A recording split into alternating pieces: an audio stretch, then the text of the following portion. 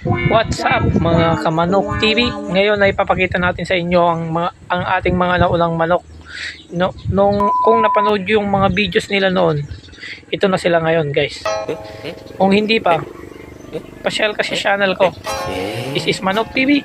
Tara at papakita natin sa inyo ang ating mga manok na nauna.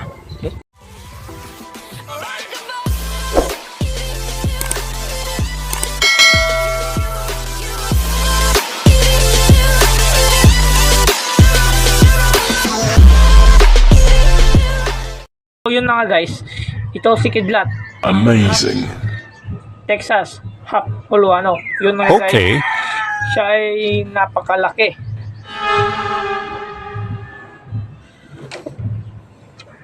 Napakalaki nga niya guys.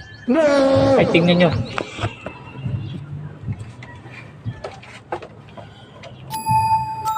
Napakalaki talaga ng manok na to guys.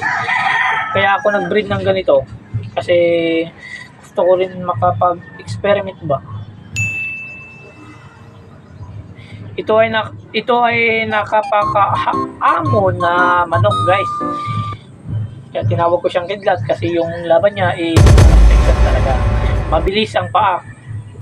Lalo na at malaki. Yun yung gusto ko sa manok na to guys. At biruin mo, nakuha yung laban ng Texas. Nakuha yung parang hygiene niya nga guys. Nakuha yung talino ng utak ng Texas. Pangangatawan ay nasa uluano. Ulo nasa uluano. Punto nasa uluano. Pero yung gustong-gusto ko, yung laban. Nakuha niya yung pinaka-gustong-gusto ko. Yun. Kaya siya yung gustong-gusto ko na manok. Palagi kong hinahawakan. Yun yung gustong-gusto talaga.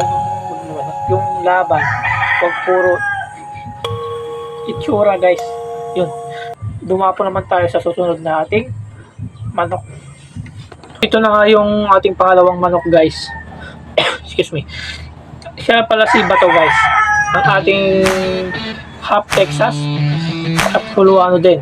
Bali yung nauna guys is kapatid niya guys.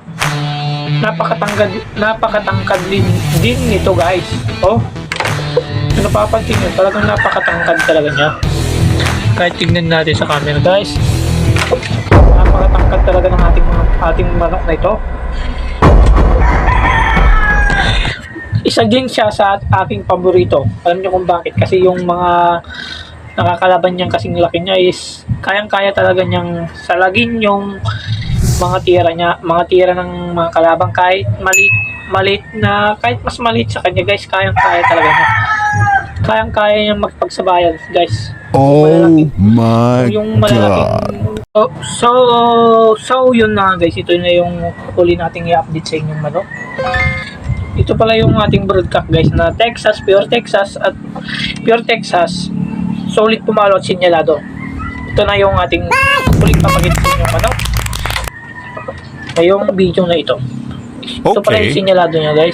Kung napapansin nyo is may kuko talaga siya sa dibdib. Ayan o. Halata ng kuko yan guys. Kaya kung napapanood mo ito is mag-subscribe ka naman please. Ito ay Pure Texas guys at dito ko lang tinatapos ang ating video. Ngayon ay tinatapos ko ng ating video. Bibigyan ko muna kayo ng medyo magandang montage.